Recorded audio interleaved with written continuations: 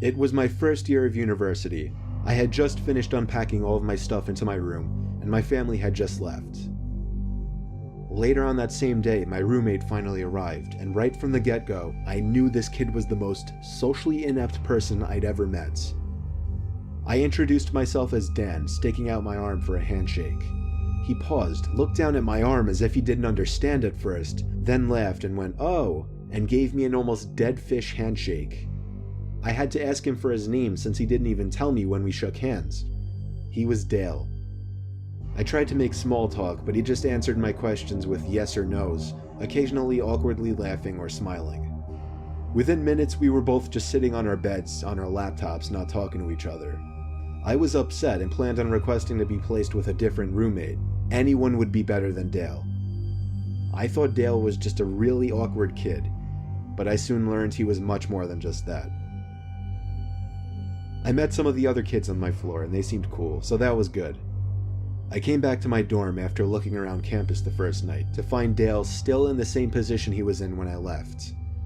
I said, "What's up, Dale?" and he didn't answer. Not to my surprise. It was 9:30, I didn't have anything to do, so I turned out the lamp on my side of the room and went to bed. I didn't actually fall asleep anytime soon though. Dale was on his laptop until 3 in the morning. When he finally closed his laptop, I fell asleep pretty quickly, but I woke up within the hour. The blinds to our room had been opened, and the moonlight now creeping into the room made everything visible, including Dale sitting on the side of his bed, looking at me. I sat up, rubbed my eyes, and said, "Dale, what the hell are you doing?" He whispered back, "Sorry," and laid down. The next morning, I woke up to find Dale had already gotten up. I felt like it was the first time he left the room. It was a Saturday, the first Saturday of the year, meaning orientation and all the campus festivities. During the orientation, as my group was walking by the school gardens, I heard a couple of students ahead of me saying, "What is that kid doing in there?" I saw who they were talking about. It was Dale, literally sitting in the dirt behind a patch of bushes, rubbing the bark of a tree with his hand. The orientation leader didn't notice, otherwise I'm sure she would have said something. I just walked by not saying anything, eventually telling the 2 kids I overheard that he was my roommate as a way to start a conversation and maybe make some friends.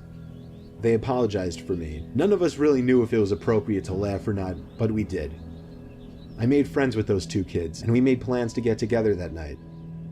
I also learned when I got back to my dorm that the school found another roommate for me. Things seemed to be turning around quickly for the better. I left the room that night to go meet up with the 2 kids I met, and when I got back, Dale was sitting on the desk chair facing the door. I said, "Oh, hey, what's up?" He said nothing, very matter-of-factly. I sat down on my bed and opened my laptop, and realized I forgot to lock it. I also realized that all of my emails had been opened. Emails I was pretty sure I didn't even read, and a bunch of folders of mine had been opened. Dale must have snooped through my laptop. When I asked him if he did, he responded no very loudly, half a second after I even finished my question. I could read him like a book. This creepy kid was literally going through my computer when I was out. I knew he did it, but I didn't pursue it. I was ready to go to bed, so as I went into my bed to look for my pajamas, I felt like my clothing had all been moved around as well.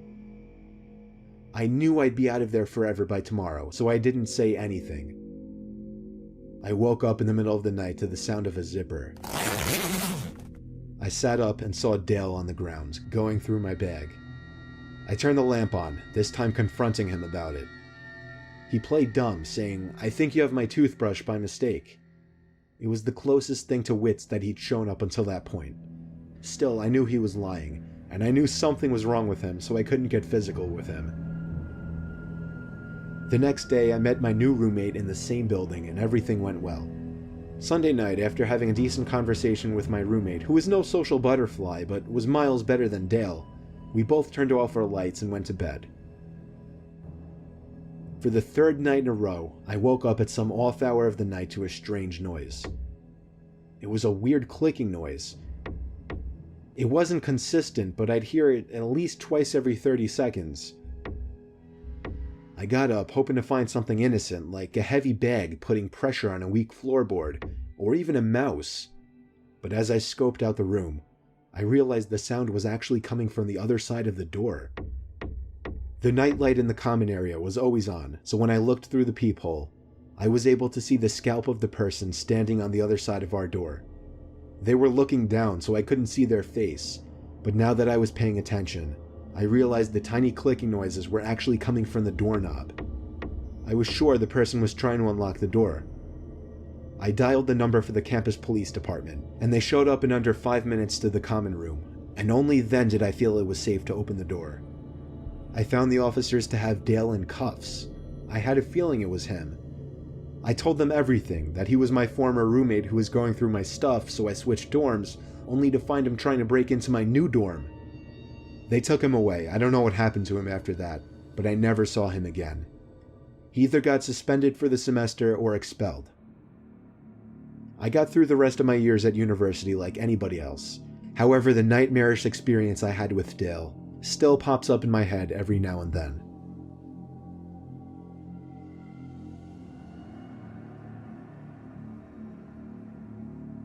I went to Binghamton University for 2 years. I quickly made a big group of friends there, and we'd go out every weekend. One weekend on a Friday night in October, when my group didn't have any big plans together, me and 2 other close friends decided to hang out in the school nature preserve by the lake. There was this little clearing on the far side of the lake that was convenient for fires. Since it was so far from view of the school or campus security, kids would sometimes, but not often, come here to smoke pot, drink, and do basically all the other drugs. It was a relatively unknown spot on campus by most, and we liked that about it. Tonight we just brought a bunch of beers, lit a fire, and hung out, having what we referred to at the time as a bro chat. As the night progressed, time seemed to pass quicker as the alcohol began to take effect. Eventually it got to the point where we were all laughing so hard that one of my 2 friends was on the floor rolling in the leaves. That was when my other friend stopped laughing and went, "Shh." We all perked up and listened, and heard the crunching of leaves and branches in the distance. We threw our bottles in the lake since we were all under 21, and it wasn't unheard of for campus police to come through the woods on weekends to catch kids doing drugs. We tucked the rest of the beers into a backpack. I was moderately drunk, so my paranoia was higher than usual. That was probably the case for all of us. The fire exposed us to anyone passing through the woods. But the thing is, this spot was so unknown and far from campus that it was rare to find anybody else that deep into the woods. It sounded like just one person in the distance. The sound of a tree branch snapping not too far away freaked all of us out. None of us were really the confrontational ones from our group, so we were lacking that one person who would have the confidence to stand up and yell out to whoever was out there. Instead, we all just sat in silence, shushing each other. We heard what seemed to be somebody or something circling us, or at least walking around in a C shape around our little campsite. It literally started to feel like we were in the movie The Blair Witch Project, because these sounds in the near distance, like cracking tree branches and leaves crunching on the ground, kept echoing over to our campsite. We laughed about it at first, but I personally soon became terrified of who or what it could be. Out of the blue, a huge thud made all 3 of us jump. At first I didn't understand, even though I saw what caused the sound. It took me a few seconds to digest the fact that a branch had been thrown into the center of our little fire site. One of my 2 friends took off running, while my other friend and I sat behind, looking at each other, half laughing, half concerned. I feel like we didn't know yet if this was some kind of joke or not. Then, my friend let out a scream of pain as he was struck in the face by another tree branch. I grabbed the backpack, helped my friend up off the floor, and we hauled ass back in the direction of our dorm. When we made it to the road separating the nature preserve from our dorm, we stopped to catch our breath. But whoever was out there proved to be following us when we heard footsteps coming closer to the road. We continued to run back to the dorm, and when we got back to our floor, we found our other friend in his room already. We looked out of his room window down to the woods. There was someone pacing back and forth by the woods, and every time a car passed, they would walk back into the woods. Eventually, whoever it was went back into the woods for good, to never be seen again by us. we continued our drinking session in the dorm room, and within 10 minutes we were all laughing about it. It wasn't until the next morning that we all realized how terrifying that experience actually was. We never really went back into the woods past dark after that.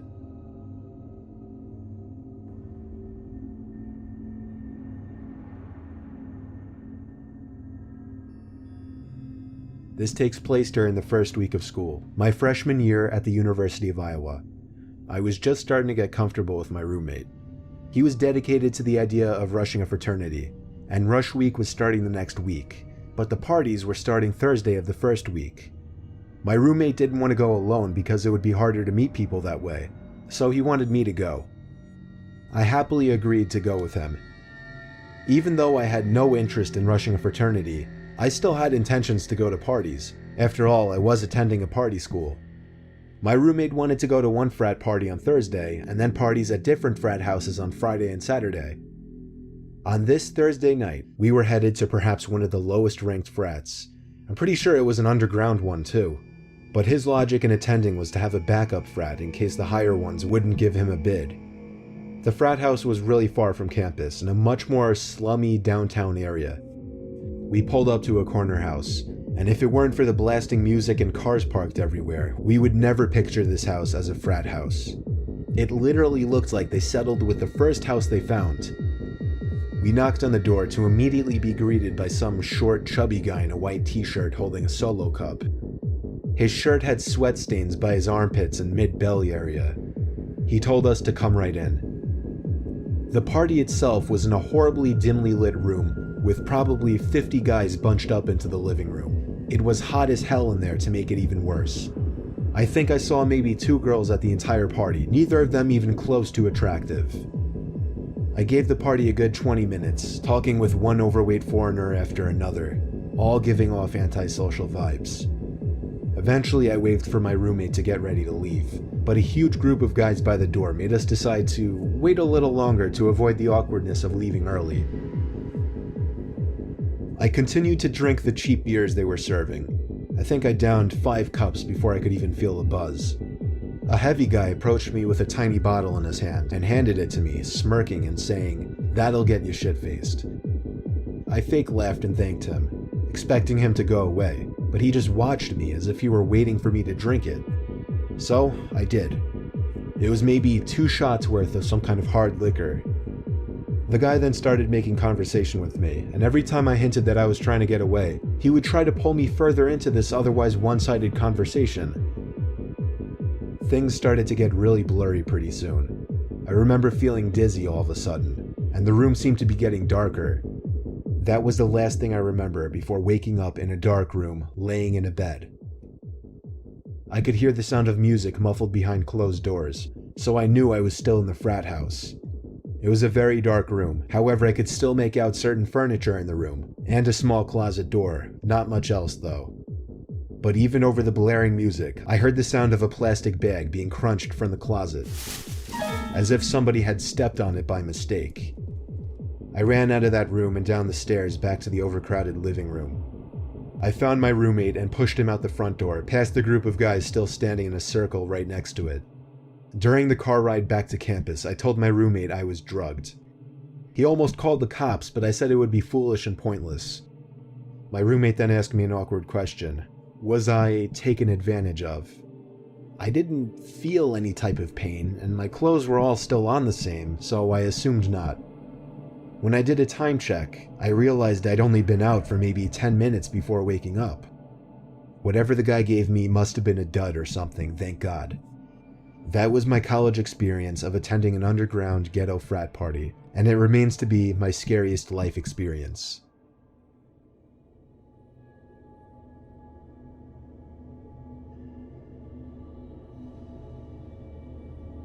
I had a single dorm my first semester of sophomore year. It was in the corner of the floor, kind of secluded from the rest of the dorm rooms, since it was in its own little section. You had to turn a corner to even see the door. It was nice because I'd be able to still talk with friends on my floor, invite people over to my room, and still have privacy when it was time to do homework or go to sleep. A few weeks into the semester, while studying for a bio exam, the silence was interrupted by a noise. It took me a bit to realize it was a light tapping on the door. It was so light that I almost didn't even hear it. I yelled, "Come in," but the door didn't open, so I got up to open it. Nobody was there. I walked around the corner to look down the hall. Nobody. Somebody was obviously messing with me. I went back to my bed and continued studying, this time leaving the door open. Nobody came back. The next night, a few minutes after shutting the lamp in my bedroom to go to bed, the tapping on the door returned, only this time it was much louder, more of a knocking sound. I called out, "Who is it?" and again the knocking stopped and nobody answered. I got out of my bed quickly and opened the door to see my small private corridor was void of any people. Again, I ran the 10 feet from my door to the corner to look down the main hallway of the floor. Nobody. The next morning, I asked some of the other kids in the dorm if they had been messing with me. Everyone said no. The next night, I woke up after having been asleep for 3 hours. Someone was knocking on my door again, this time louder than ever. I had trouble deciding whether to open the door or not this time. With a bout of courage, I hopped up and opened the door. Nobody was there as I was expecting, but this time I full-on sprinted down the tiny corridor isolating my room, and when I turned the corner, I saw the back of somebody disappearing behind the far corner on the opposite side of the hallway. I ran as fast as I could down the hallway, and as I turned to the next hallway where I saw the person a few seconds earlier, I saw a door at the end of the hallway shutting. It wasn't a dorm room, it was a bathroom. I felt like I was ready to confront whoever this joker was, so I pushed open the bathroom door with force. The light was off. I turned it on expecting to see somebody hiding in there, but I didn't see anyone. My first instinct was to check the 2 bathroom stalls, which were both shut. I got on my hands and knees and looked under the 2 stalls. 2 heavy black boots could be seen from underneath one of the stall doors.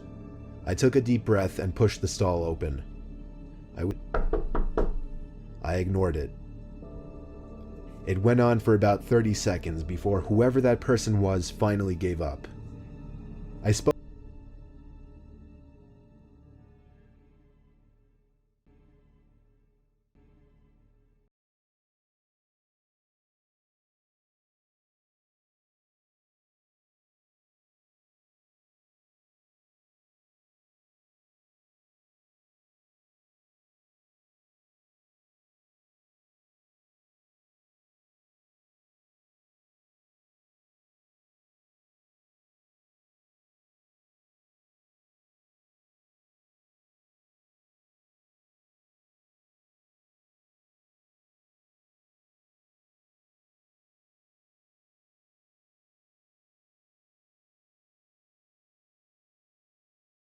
The Watchers in the Ozark Forest.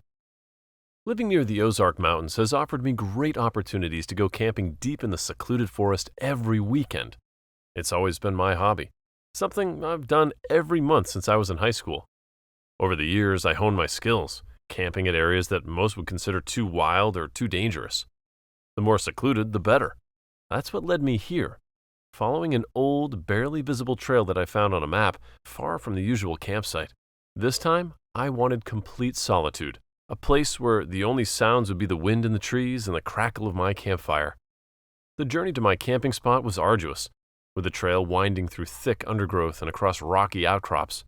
But I persisted, each step taking me deeper into the heart of the forest, further from the world of man. My destination was a clearing near a small stream where I had hoped to find the tranquility I was seeking. As I trudged along the trail, I came across a dense thicket, far denser than the rest of the forest I had traveled through. It was dark and cold, with thick foliage completely blocking out the sun. Though it was just midday, the spot made me feel as if night had already fallen. A growing sense of unease crept into my heart as I pressed on through the dark forest. It wasn't the usual feeling of being alone in the wilderness. This was something different, a nagging sense that I wasn't alone as I'd thought. I warily looked at the overlapping branches around me, each as thick as an average tree trunk. That's when I noticed something that made me stop in my tracks. There, high in the branches of an enormous gnarled tree, was a tattered tent. It looked ancient. Its fabric was ripped and weathered by years of exposure. The way it was positioned, rigged up in the branches like some kind of makeshift treehouse, suggested that someone had once lived there, perhaps to stay off the ground for safety. The sight of the tent was unsettling, but it was in such a state of disrepair that I doubted anyone had used it in years. I decided to move on, telling myself it was just an old relic of some long-forgotten camper. When I reached my intended camping spot, the clearing was exactly as I had imagined, peaceful, secluded, with just enough space for my tent and a fire pit. I quickly set up camp, had a sandwich to restore my strength, and then wandered around to gather firewood. The sun was dipping low on the horizon by the time I had returned. My campfire crackled and popped, sending sparks into the cool night air. I sat close, staring into the flames as they danced and flickered. The warmth quickly chased away the weariness of a long day of hiking. I laid back and enjoyed the nighttime sounds of the forest. However, my tranquility did not last. Behind me came the sound of rustling footsteps, faint but unmistakable. The sound originated just beyond the edge of the clearing. I froze, listening intently, but hearing nothing. It seemed whoever or whatever was out there knew I was aware of it. "Who's there?" I called out, my voice loud and stern. Silence. The forest around me remained eerily quiet, the only sound being the crackling of the fire. I strained my ears, trying to catch any hint of movement, but there was nothing. No sign of anyone or anything, just the oppressive silence and the darkness pressing in on all sides. After a long wait without a response, I shook off the feeling, assuming it was just an animal, a deer perhaps, or a fox. I had been alone in the woods plenty of times before, and I knew how easy it was for the mind to start seeing and hearing things that weren't really there. But as I sat back down by the fire, I couldn't shake the feeling that I was being watched, that there were eyes hidden in the darkness, following my every move. I grabbed my flashlight and shone it in the depths of the forest. I stared for a brief moment, but quickly pulled it back when I saw nothing worth worrying about. Suddenly, the branches above me crackled, and I felt eyes gnawing at me, more intense than ever. I looked up, my eyes scanning the trees, searching for any sign of movement, any hint of what might be out there. And then I saw it. At first, I thought it was just a trick of the light, the shadows cast by the flickering flames playing tricks on my mind. But as I stared harder, I realized that the shadows were moving, dark figures lurking among the trees, just beyond the reach of the firelight. They were barely visible, their forms blending with the darkness. But they were there, watching me from the branches above. It was too dark for me to discern what I was seeing, but I didn't dare use my flashlight again. The figures were indistinct, almost formless, but something about the way they moved, the way they seemed to hover in the trees, filled me with a deep, primal fear. I wanted to believe that it was just my imagination, and that the shadows were nothing more than the result of an overactive mind at the campfire. But deep down, I knew that wasn't true. This figure, whatever it was real, and it had been watching me for some time. The fear became unbearable, a cold, clammy dread that settled into my bones. I had to get out of there. Quickly, I began packing up my gear, breaking down my tent, and extinguishing the fire. The figures remained, unmoving, their eyes fixed on me as I worked, their presence a constant weight on my shoulders. Every instinct screamed at me to run, to flee the forest as fast as I could, but I forced myself to move cautiously, not wanting to provoke whatever was out there. After quickly packing my gear, I began the long trek back through the forest. I deliberately chose a different trail to avoid the dense area with the tattered tent. Something in my gut told me the tent was related to the creatures I'd seen in the branches. My flashlight cut through the darkness, but it did little to chase away the feeling of being watched, of someone lurking just beyond the edge of the light. The sound of cracking branches returned, following me through the woods, always just out of sight. They were closer now and louder.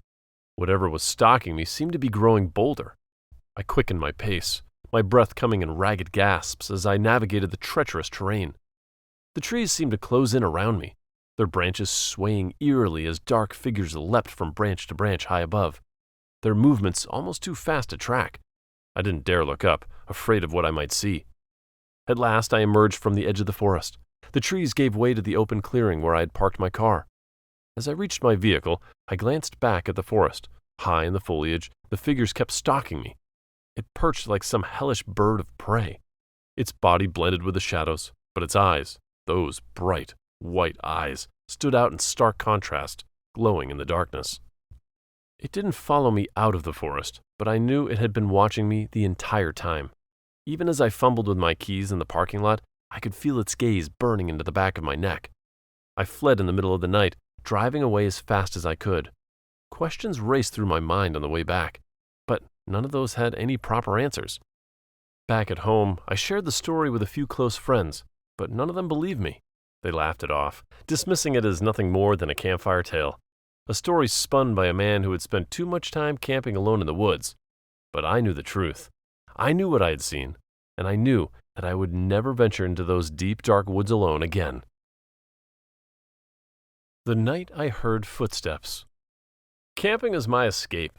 Every weekend, I pack up my gear, grab my dog, Billy, and head out into the wilderness. It's a ritual, really. Just me, Billy, and the endless stretch of trees that feels like a second home. Over the years, I learned the rules of the woods, the do's and don'ts of surviving out here. I've also heard all the stories, the strange noises, the whispers in the wind, and the eerie cries that seem to come from nowhere. But honestly, they don't bother me. If anything, they're part of the charm. The forest has its quirks, and I've gotten used to them. That's not to say I'm reckless. I know that out here anything can happen. Ghosts, creatures, whatever you want to call them. If they want to find you, they will. That's why I always bring a rifle and a knife. Just in case. But mostly I'm here for the peace and the solitude, and yeah, maybe a little thrill now and then. I've even started filming my trips, sharing them with friends who get a kick out of my little adventures. It's all in good fun, until it isn't. This particular trip was to Mount Greylock, a place I'd visited a few times before. It's one of those spots where you can go deep enough into the woods to lose the world behind, but not so far that you're completely isolated. As Billy and I pulled up to the parking area, I noticed another car there, an old sedan with a bunch of bumper stickers plastered on the back. Out of it popped 3 girls, probably in their early 20s, all smiles and chatter. They had that kind of energy that made you feel tired just watching them. We exchanged polite nods as we all geared up to head out into the forest. They seemed a little out of place, but hey, everyone starts somewhere. I figured they'd probably stick close to the main trails, maybe set up camp near the lake like most first-timers do. As Billy and I made our way deeper into the woods, I could still hear them laughing and talking, their voices carrying through the trees. Part of me wondered if they knew what they were getting into, but I shrugged it off. It wasn't my business, and I had my own camp to set up. By the time I'd set up my tent and got a fire going, the sun was starting to dip behind the mountains. The lake near my campsite was calm, the kind of serene that makes you forget the world for a while. I could see the girls had set up their tent on the opposite side of the lake, close enough that their voices still carried over the water. They were loud. Too loud for my liking, but I figured they'd quiet down once night fell. I busied myself with cooking dinner, Billy lying contently by the fire. As darkness fully settled in, the girls seemed to get even more animated. I could hear them cracking open beers and telling spooky stories, the kind you would expect at a campfire. The stories themselves didn't bother me, but the volume was something else. I tried to tune them out, focusing on the crackling of the fire and the occasional rustle in the trees. Still, their voices pierced the night, an unwelcome reminder that I wasn't alone as I usually prefer to be.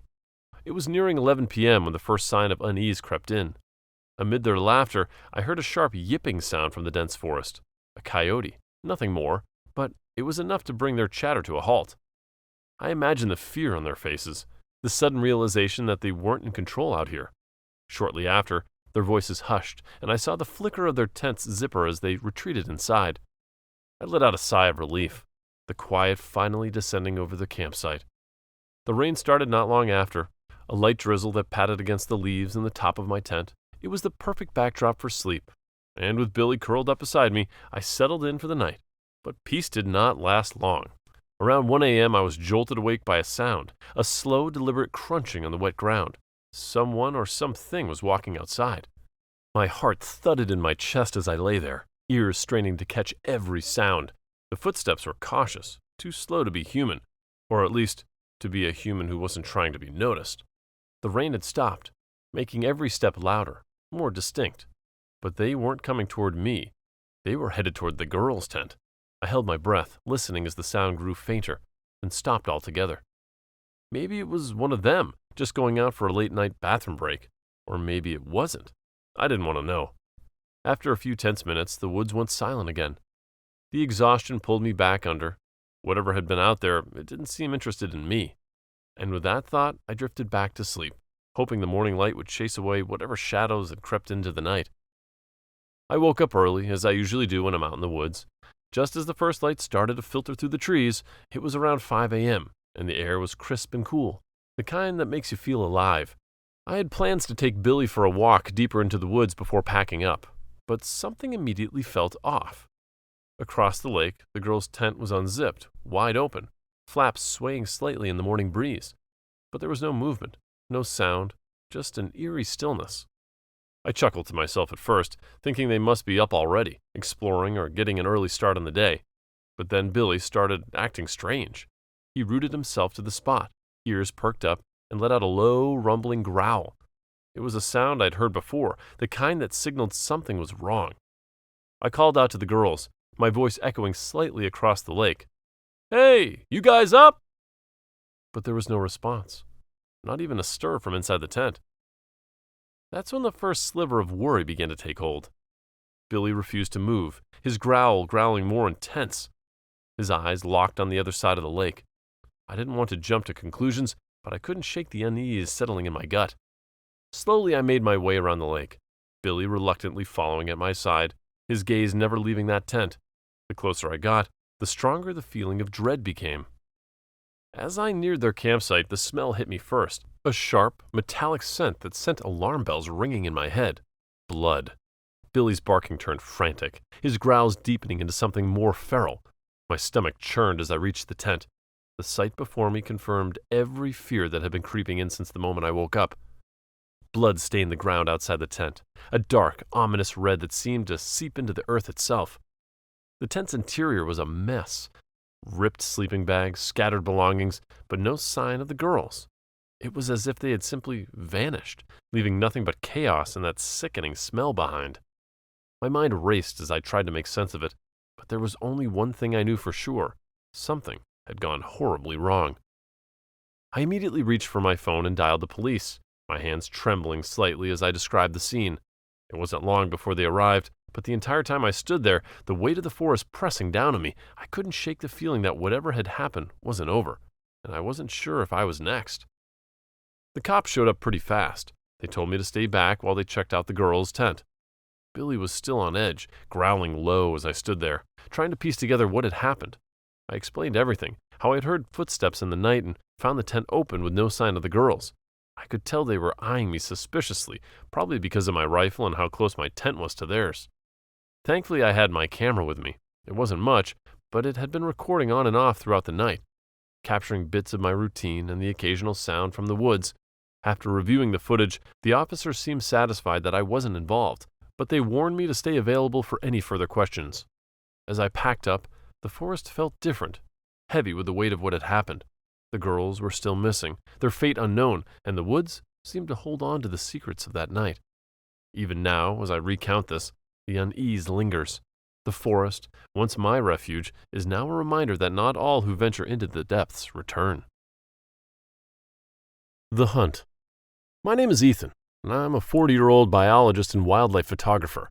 Over the years, my work has taken me deep into the wilderness, where I've spent more time among nature's creatures than with people. To be honest, I feel more at home in the wild than in civilization with others. Camping in remote, rugged places isn't just part of my job, it's a hobby I do in my spare time. The challenges and solitude have always been my closest companions, but nothing would have prepared me for what I encountered on my latest trip to Olympic National Park in Washington. In early September of last year, I heard reports and rumors about a strange elk.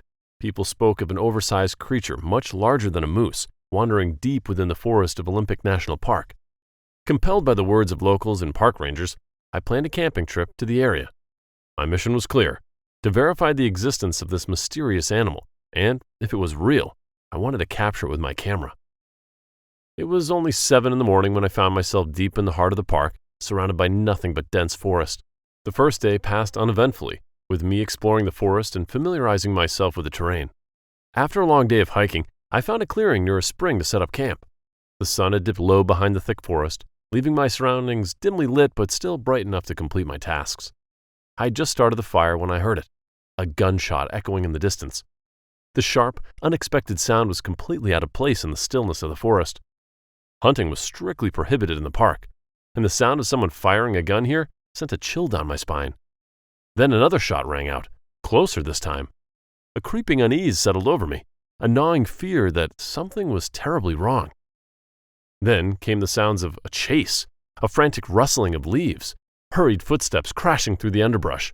Whoever it was, they were closing in on my campsite. Without hesitation, I extinguished the fire and abandoned my camp. I slipped into the dense brush nearby, hoping to remain unseen. It was best I avoid this hunting group. These men were armed, and who knows what they might do if they realized their illegal deed had a witness. I watched in silence, hidden and breathless. A large deer suddenly leapt out of the brush, far to the left of where I had hid. It was badly wounded. Thick red blood oozed from its torn flesh, staining the earth with an obnoxious color. The deer stumbled on my camping spot, trying to escape, but eventually collapsing onto the ashes that had once been my campfire. Just seconds later, the hunters appeared. A group of men in their 30s, their faces hardened with intent. They raised their rifle, cheering as they discovered the prey had finally fallen, lifeless on the ground. The sight was horrifying, but my instincts took over. I grabbed my camera, quickly focusing on the lens of the hunters and the dead deer. I needed proof of this illegal act, evidence to bring to the authorities. The hunters were already wary of my tent, and I knew I had to act fast. In my haste, I forgot to turn off the flash. The light flickered, and the fear tightened around my throat. One of the hunters spotted me, his eyes narrowing in anger and alarm. In an instant, their attention shifted from the deer to me. Panic surged through me as I turned and ran, plunging deeper into the forest. I could hear them behind me, their shouts mingling with the pounding of my own footsteps. The hunt had taken a deadly turn, and I was now the prey. I ran as fast as I could, the forest blurring around me, knowing I couldn't outrun them. I scrambled up the nearest massive tree. I climbed higher and higher until the branches completely enveloped me. I tried to control my raging breathing, holding my breath as I waited for the inevitable. God had mercy. The tree had stopped swaying just as the hunters arrived below. High above the forest floor, I nestled among the branches, hoping the hunters would lose my trail and leave. I could see their movements frantic as they searched the area. My breath was shallow, my body tense, and every sound amplified in the silence that had fallen over the woods. Then, something strange happened. A gunshot again, and one of the hunters blasted out his gun. He stood beyond my view, so initially I had no idea what was happening. Why did he change the target? The hunters within my sight were frozen and visibly shaken, but soon they raised their rifles and fired. The shots rang out, one after another, but their bullets seemed to have no effect as the whole hunting group had to draw back from something. Suddenly the hunters stopped firing, their movements frozen by an unforeseen force. Then, looking down from the thick foliage, I saw it. The creature from the rumors. The elk's form was massive, as large as a bear, perhaps even bigger. Its antlers were enormous, twice the size of its head, with points branching thickly from the main beam, forming a dense shield that seemed impervious to bullets. Under the dim light, its presence was deeply unsettling, as if it didn't belong to this world. What happened next went beyond what any mortal could fathom. The elk, with a sudden fluid motion, rose up on its hind legs, towering over the men. It let out a sound, a loud hissing noise that sliced through the air like a blade. It was a sound unlike anything I had ever heard, vibrating deep within my bones. The hunters clutched their ears, their faces twisted in pain, but there was no escape from the sound. It was as if the very air had turned against them. I too was affected. My vision blurred, and before I could react, I felt myself slipping into unconsciousness. When I finally awoke, the forest was silent. The oppressive darkness had lifted, replaced by the soft light of dawn filtering through the trees. I was alone. The hunters, the strange elk, they were gone, as if they had never existed. The only evidence of the nightmare was the scattered rifles on the ground below, discarded like toys. I climbed down from the tree, my limbs stiff and sore. Disorientation overwhelmed me as I slowly approached my campsite. To my relief, everything remained untouched, seemingly unaffected by the night's horror. Even the dead deer still lay where it had fallen, right at my camping spot. I tried to piece together what had happened, but the memories were fragmented and surreal. The deer, the hunters, the sound, all of it felt like a twisted dream, but the evidence was undeniable. I gathered my belongings along with the rifles, but as I packed up, I couldn't shake the feeling that something was watching me, lurking beyond the tree line. Later on that same day, I reported the incident to the authorities. I showed them the photos, the evidence of the hunters, and told them about the strange elk.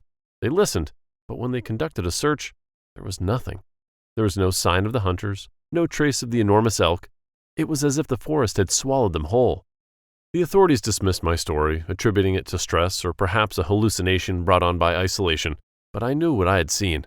The reality of it haunted me, a truth that I couldn't escape, even as those around me refused to believe. I continued my work, but with a new caution and a respect for the unknown forces that I had once eagerly pursued.